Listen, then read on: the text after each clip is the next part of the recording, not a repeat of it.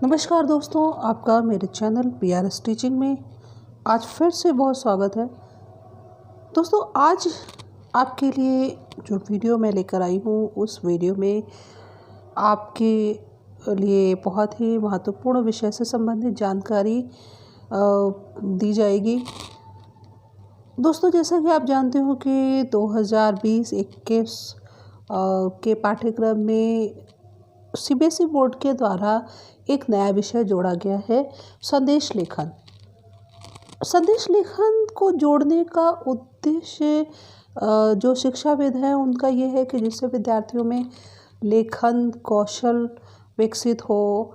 और आज कल अधिकांश समय लोगों का मोबाइल और जो अन्य सूचना के माध्यम है उन पर आधारित है, तो लोग अन्य माध्यमों से जुड़े जो कि हमारे प्राचीन काल से एक दूसरे व्यक्ति को आपस में जोड़ने का कार्य करते थे।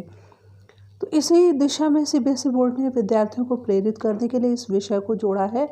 और विद्यार्थियों, आपको इस विषय से संबंधित एक प्रश्न परीक्षा में हल करना होगा और इस परीक्षा के लिए 5 अंक निर्धारित किए गए हैं। तो इन 5 अंकों को आप किस तरह से प्राप्त करेंगे, कैसे आप संदेश लेखन का प्रारंभ करें, किस तरह से आप विषय का विस्तार करें आदि से संबंधित महत्वपूर्ण बिंदुओं के आधार पर मैं आपको इस विषय की संपूर्ण जानकारी कराने जा रही हूँ। तो दोस्तों, सबसे पहले वीडियो को प्रारंभ करने से पहले मैं आपको ये बताना चाहती हूँ कि अगर अभी तक आपने मेरे चैनल को सब्सक्राइब नहीं किया तो प्लीज़ मेरे चैनल को सब्सक्राइब कर दीजिए, वीडियो को लाइक करें और शेयर करें। और हाँ, आप मुझे इंस्टाग्राम पर भी फॉलो कर लें। मेरी इंस्टाग्राम ID है PRS teaching_YT।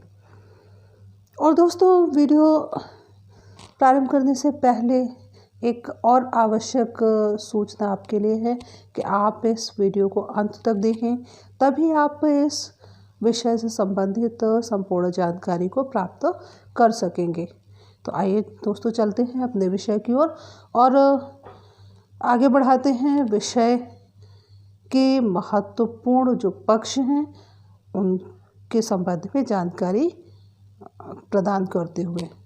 तो चलिए वीडियो शुरू करते हैं कि हम संदेश लेखन किस प्रकार से करें जिससे कि हमें 5 अंक परीक्षा में प्राप्त हो सके। तो दोस्तों, इस विषय पर लिखने से पूर्व हमारे लिए जानना बहुत आवश्यक है, संदेश का क्या आशय है।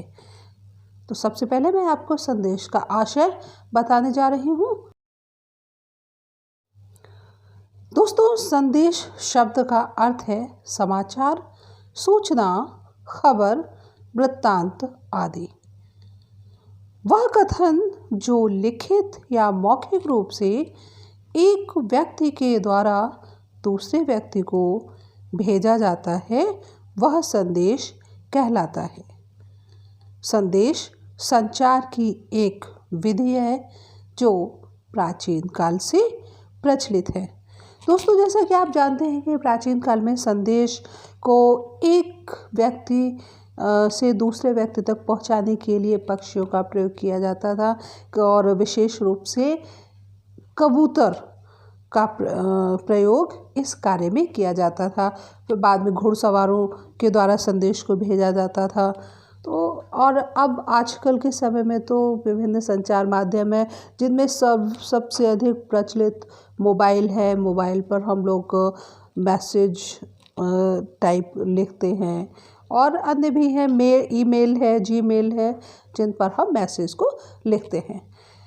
तो अभी मैंने आपको संदेश शब्द का अर्थ बताया। अब आगे मैं आपको बताने जा रही हूँ कि जो संदेश लेखन है वो कितने प्रकार के होते हैं।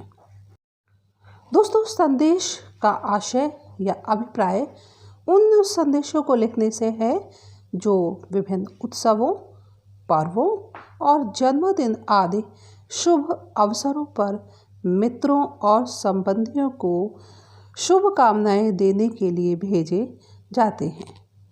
पत्र लेखन, सूचना लेखन, डायरी लेखन आदि की तरह संदेश लेखन भी एक कला है। और दोस्तों, यह एक ऐसी कला है जो भावनात्मक है। भावनात्मक लेखन से संबंधित यह कला है और इस कला के द्वारा आपसी संबंधों को मजबूती, मधुरता, ऊर्जा और जीवंतता प्रदान की जाती है। तो इसके पश्चात अब दोस्तों मैं आपको संदेश लेखन के विभिन्न प्रकारों और संदेश लिखते समय किन किन महत्वपूर्ण बातों का ध्यान रखना आवश्यक है, इसके संबंध में जानकारी कराने जा रही हूँ। तो दोस्तों, अब संदेश लेखन को प्रारंभ करने से पूर्व सूक्ष्म रूप से ज़रा चर्चा संदेश लेखन के प्रकारों पर भी कर ली जाए। दोस्तों, संदेश लेखन विभिन्न अवसरों पर किए जाते हैं और इसी आधार पर इनका विभाजन किया गया है। मुख्य रूप से संदेश लेखन 3 प्रकार के हैं: शुभकामना संदेश, बधाई संदेश और विशेष अवसरों पर दिए जाने वाला संदेश। शुभकामना संदेश जैसे जन्मदिन पर है, मुंडन है, विवाह है आदि अवसरों पर शुभकामना संदेश दिए जाते हैं। बधाई संदेश जैसे कि आपका नव वर्ष की बधाई है, किसी त्यौहार आदि के अवसर पर बधाई संदेश दिए जाते हैं। इसी तरह अन्य बहुत से अवसर होते हैं जिन अवसरों पर भी संदेश दिए जाते हैं, जो जैसे मान लीजिए कि किसी के साथ कोई दुर्घटना हो गई है तो उसको सांत्वना देने के लिए संदेश लिखा जाए। तो आदि विषयों से संबंधित विद्यार्थियों में सूझबूझ उत्पन्न हो, इसलिए इस विषय को बहुत ही सोच समझकर आपको लिखना चाहिए और किन किन बातों का ध्यान रखना चाहिए इनके विषय में भी आइए मैं आपको जानकारी करा दूं। दोस्तों, जब भी आप संदेश लेखन से संबंधित प्रश्न को हल करें तो आपको इन बिंदुओं का ध्यान रखना चाहिए। भाषा सरल और सहज होनी चाहिए, वाक्य छोटे और सरल होने चाहिए, शब्द चुने हुए होने चाहिए और कम शब्दों में आपको अपने विचार अभिव्यक्त करने चाहिए। वाक्य एक दूसरे से संबद्ध होने चाहिए, अर्थात वाक्य में तारतम्यता होनी चाहिए और संदेश उद्देश्य को पूर्ण करने वाला होना चाहिए।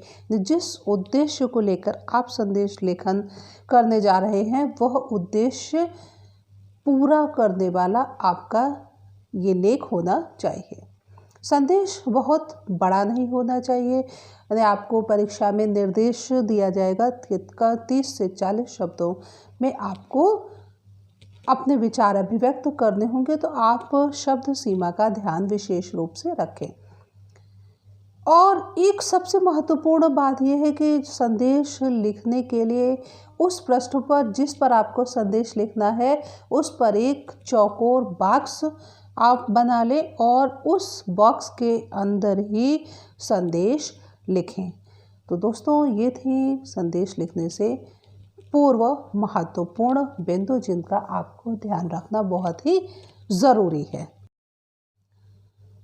दोस्तों, परीक्षा में पूर्ण अंक पाने के लिए आपको संदेश लेखन का प्रारूप जानना भी बहुत ज़रूरी है। तो संदेश लिखने के लिए आप देख रहे हैं आपकी स्क्रीन पर मैंने एक संदेश लेखन का प्रारूप दिया हुआ है। इस प्रारूप के अनुसार सबसे पहले आप देखिए एक बॉक्स, चौकोर बॉक्स बना है और उस बॉक्स में सबसे पहले आपको दिनांक लिखना है।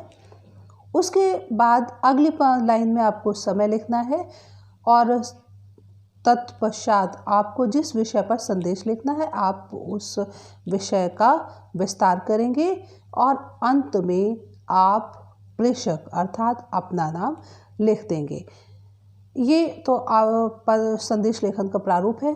आगे मैंने आपको किस तरह से संदेश हम लिखेंगे इसका एक उदाहरण भी मैंने स्क्रीन पर प्रस्तुत किया है। आइए देखते हैं किस तरह हमें संदेश लिखना है।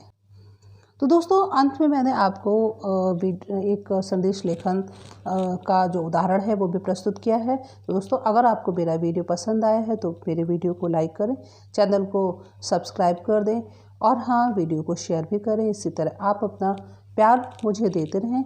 मैं आपके लिए नए नए विषयों से संबंधित वीडियोज़ को बनाती रहूँगी। दोस्तों शीघ्र ही आपसे फिर मुलाकात होगी। तब तक के लिए नमस्कार।